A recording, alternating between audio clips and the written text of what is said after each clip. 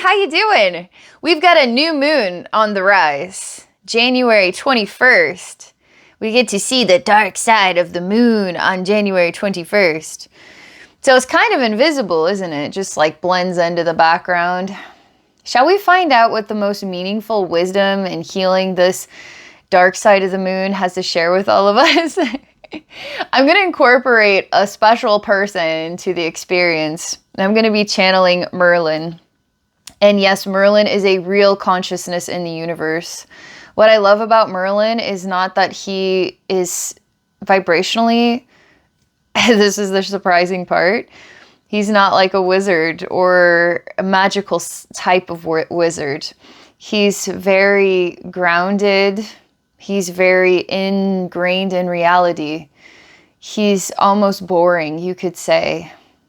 But I absolutely love Merlin because he is so honest. He's just so incredibly honest. And it brings me back to the whole alchemy of the universe. And we can decide in our fantasy what the need is, but what is the root of the need? What is the root of what takes a seed and turns it into a tree or into a flower or, into a vegetable or fruit? It has very specific needs in order for it to become its most vibrant self, right? And we can't make it up. We can't come up with some wild ideas that avoid the basics, like it needs water, it needs certain type of soil, it needs certain type of sunlight. So Merlin is really wise in the alchemy or the rooted basic needs, the intelligence of the building blocks of our reality. And so when you deeply understand the building blocks of our reality, you become magical. You become wise. You become genuine even. I don't know why I feel like leaning in the direction of Merlin for this new moon message, but I'm going to do it. All right. Thank you guys for being a part of this experience with me. All right. Shall we get in the zone here? Here we go. So Merlin, I would love to visit with you. I would love to tap into the new moon energies. January 21st.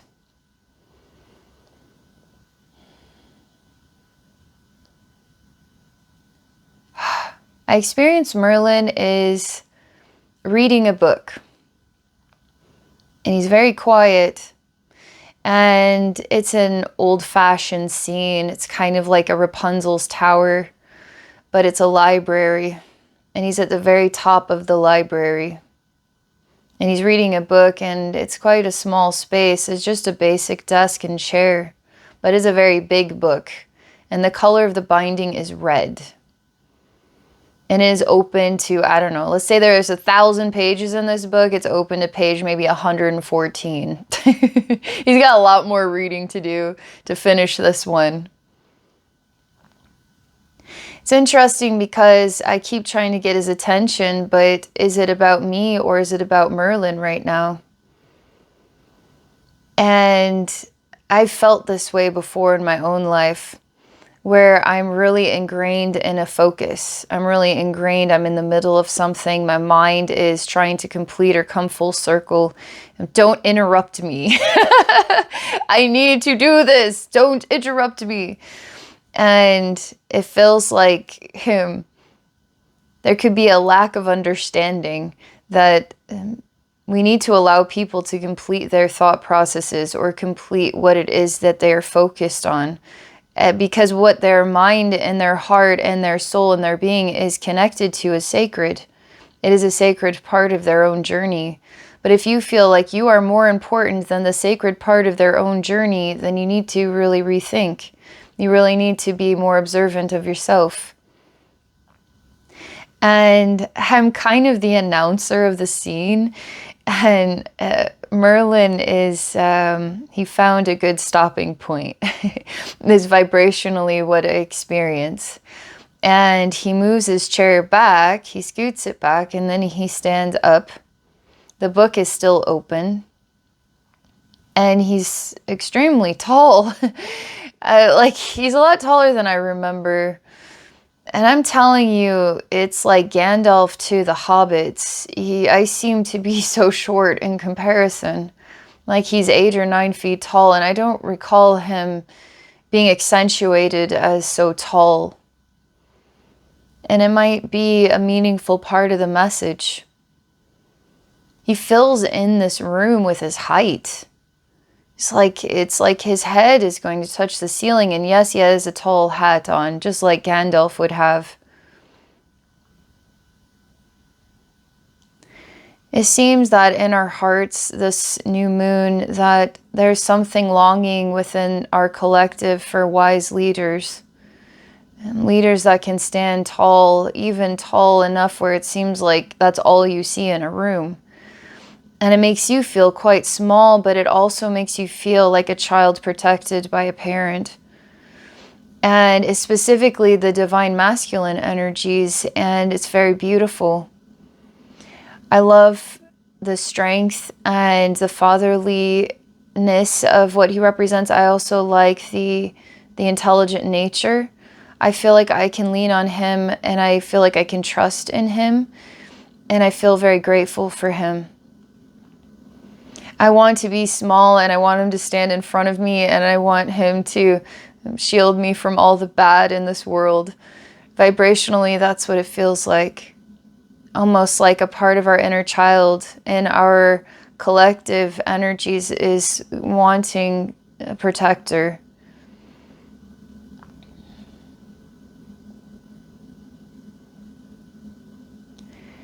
So Merlin is very strong.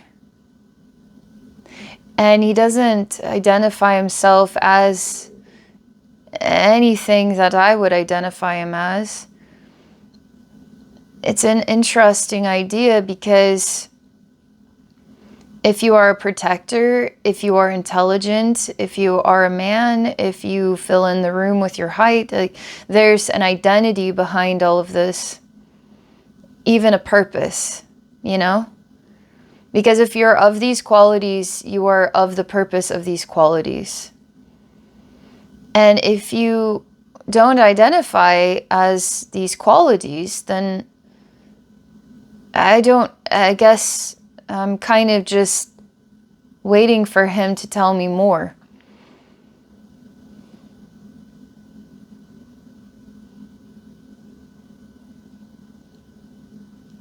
Tells me something. And it's like this.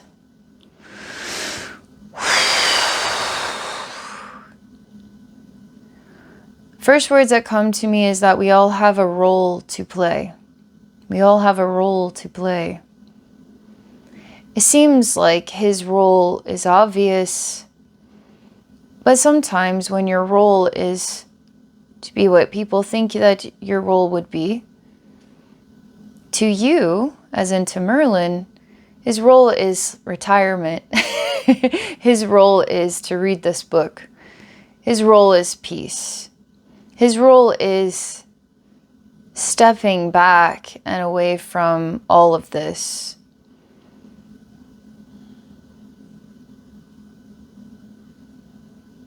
And I say, cool, so I'm visiting you in your retirement, Merlin? Is this your retirement home, Merlin? I'm just being kind of cheeky, I guess, because he means so much to me. And I really do understand that statement. And what is that saying about the new moon? He gives me the sound of a heartbeat. And the heartbeat it's almost like the birth or coming to life of a new being in our world. Whether that's the chicken from the egg, but it's almost like this pinnacle moment from sleep or rest into awakening, and it's a birth, the birthing of a baby, birthing of new creation. And his energy, the heartbeat, is slowing down. It is slowing down. And he's giving this work to those whose hearts are speeding up. They're starting to beat for the first time, but what's interesting is there's a bit of a cross-section in the concept of time right now. Because it feels to me, and this is just my personal experience and evaluation, is it feels like we've moved from one reality into another reality, and our role in that previous reality now is going to be our role in this new reality. And so in some way we've let go of and then been reborn into this new experience. That's why being in 2023 is so special. I mean, for you to exist in 2023 is, you can say, a miracle. It's a miracle for all of us to be here in 2023. No matter how the world wants to turn and what the future has in store for us right now is so incredible to be in this time. No matter what the difficulties are that you're juggling, there's something very precious in the rebirth of ourselves in this time. So I keep getting an image of Merlin, even like the phoenix, and the concept of rising from the ashes. Like he needs to go slower for a time. I don't feel that I feel he's kind of ingrained in the fabric of our world. And so while he goes into the ashes, he becomes reborn and his heart starts to beat. And then it starts to beat faster. And I see him as basically an upgraded version of himself. And I don't even want to call it that. I just want to call it the Merlin again. He becomes alive in his energy again.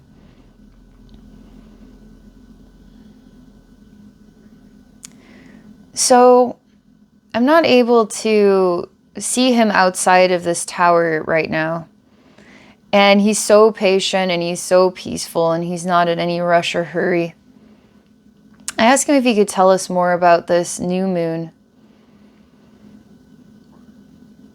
And I represent like very childlike, going to visit grandpa. I want you to read a story, or I want you to play a game with me. I want you to take me to get ice cream. Like I feel like I'm spending time with grandpa. Like Merlin is this grandpa that I really adore. And I'm just like this excited child. So the energy's a little bit wobbly like that.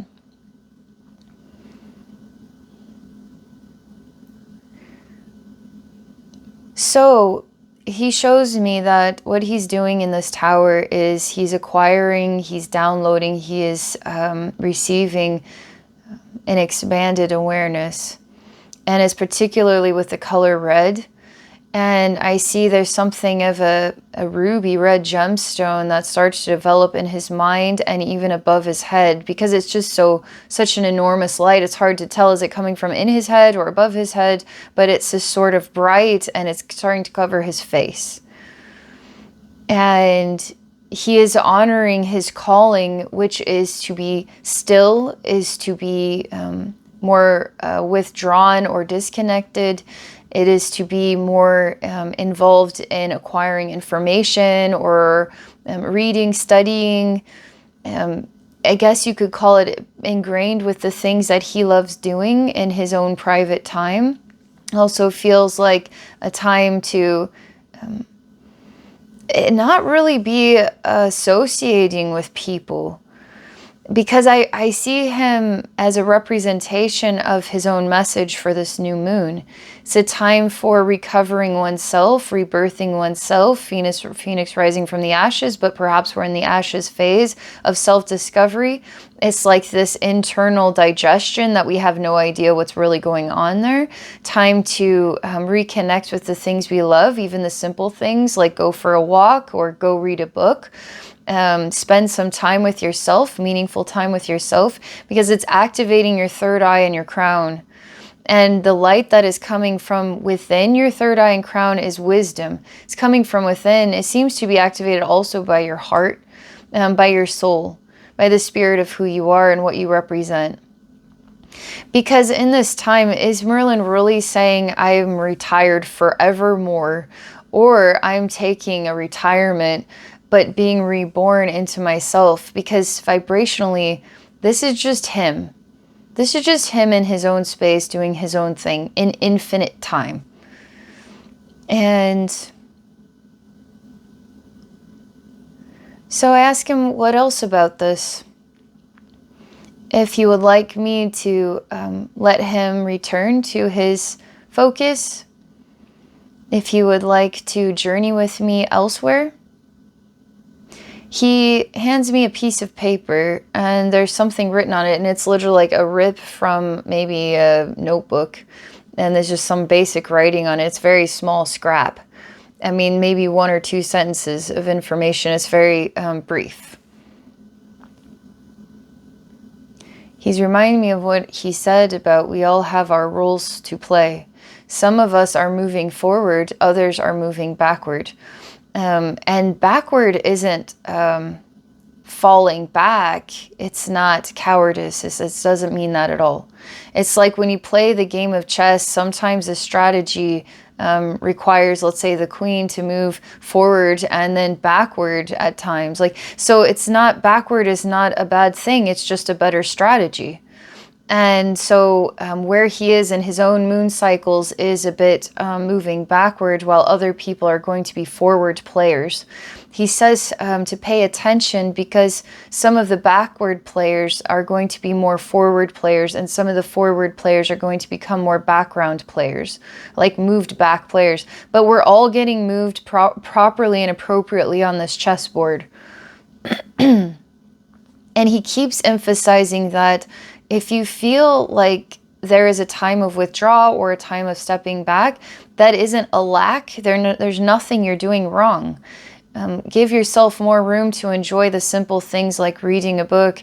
I don't know. It's just, it just feels like old-timey things, like writing actually with pen and paper, like writing in a journal, going for a walk, playing fetch with the dog, go fishing, simple things in life, simple joys, but it's really independent joys, things that only you could do with yourself in your own time. And it's like this circulation period, it's this digestion period, and just embrace it. And he gives me a really big hug, and I start to see the color red appearing here. He has a red hat and a red, he kind of wears the Gandalf type looking outfit, but it's all red. And it looks worn, it looks weathered, it looks, you know, used. So it's not vibrant and perfect and super clean. It looks like time, you know? He's wearing the garb of time, and it represents the color red. When I look at him, I feel red is vibrant, it is nurturing, it is juicy, like a really tasty apple, a rich ruby red. It's unusual to see someone just wearing all red. So to see him standing like ridiculously tall in all this whole red garb is a bit like eye-catching, you know? You can't not notice it. He's doing this for a reason. There must be something about the energy of red that's coming through here.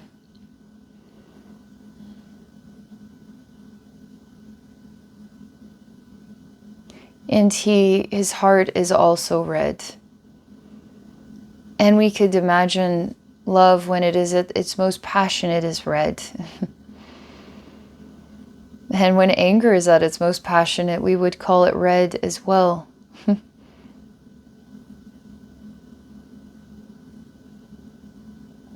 He loves each and every one of us, and we are all always welcome to come visit him anytime.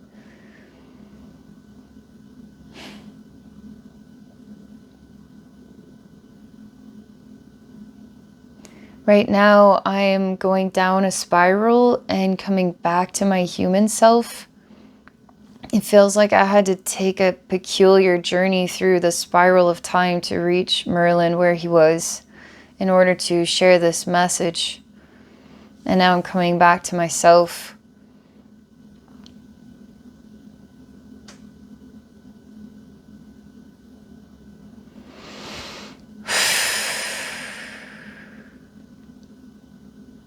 I just have so many thoughts and feelings right now about this. And maybe that's because I always expect a message to be a certain way, and it never is the way that I ever expect it. And I love that. It just proves that maybe you think you know something, maybe you think you have a hunch, but you might just be way off. And that's wonderful. That's wonderful to be surprised. So I hope you guys enjoyed this message for the new moon of January with Merlin. Thank you for being a part of the experience with me.